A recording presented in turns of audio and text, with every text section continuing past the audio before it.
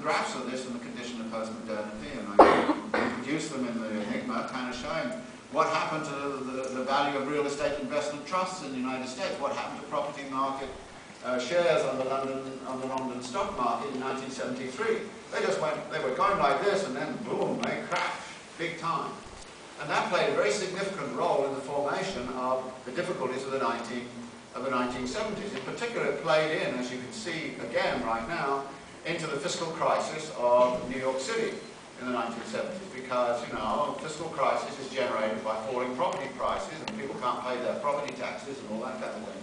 So the property taxes go down, and the fiscal crisis becomes shifted, as it were, from this area of property to the state apparatus.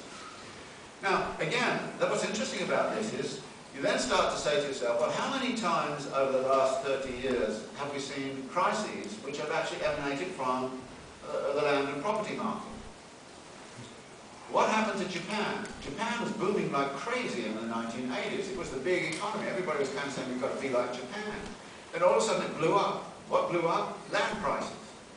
So the whole thing has been brought down. The graph of the land prices in Japan is still headed downward. Japan is still trying to recover from a crisis which was located in the land market. In 1992, there was a Nordic property speculative crisis. And the result of that is the Swedes had to nationalize their banks because of excessive property market speculation.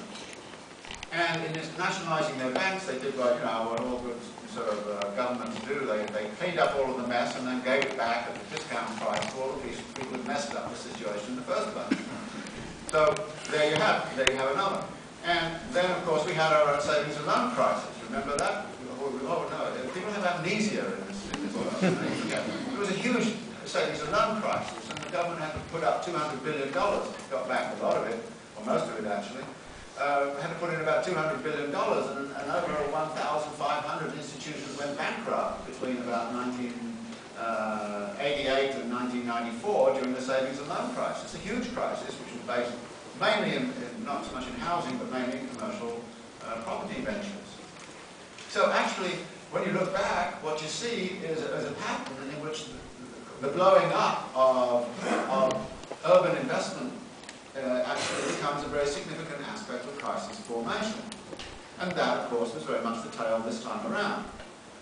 What was it that started to push people into the property market, speculative boom?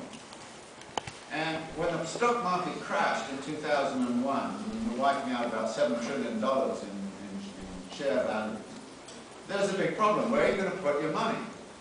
Because again, the surplus capital absorption problem. Where is it going to go? And what are you going to do with it?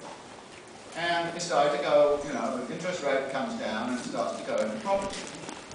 And there's a lot of evidence now that actually Fannie Mae and Freddie Mac were actually pushed by political power to loosen as much as they could the sort of credit arrangements, and the whole kind of subprime thing kind of picks up. Now, that began with relatively benign intentions from the Clinton administration, sort of way back in the 1990s. But by the time it gets to around 2001, it starts to become sort of an inferno of predatory practices in which people are using surplus capital to make quick profits, not out of the mortgage itself, but out of the fees and all the other things that go whenever you get a property transaction. So that's what people were after, not so much the mortgage. And they were then packaging the mortgages, and the banks came up, as we know, the familiar story, put them in these investment vehicles and then sell them off to unsuspecting investors all around the world. Now the point about this was that actually what you see going on in real estate during these years is that finance capital is operating at both ends of the housing market.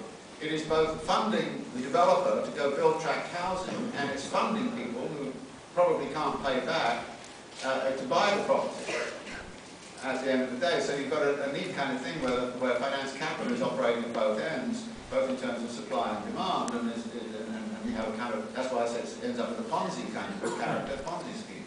Now, this is the sort of thing that classically does lead to a bubble, and it explodes, and it did. So my point here is to say that actually the dynamics of this has to be integrated with an understanding of urbanization processes. And when I made the kind of comment of what is it that I can bring to the understanding formation and the crisis formation, that's one of the things that I try to integrate into the Enigma, is to kind of say, you just can't treat this as epiphenomenal on the side.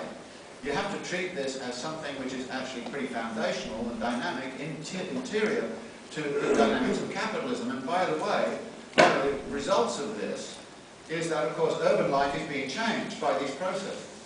That is, we are not changing urban life in a way that we like. It is being changed for us by the dynamic of these processes, and people using their surplus capital to dump it in urban situations and rebuild and, you know, build all those things they build, some of which are okay and some of which are dreadful.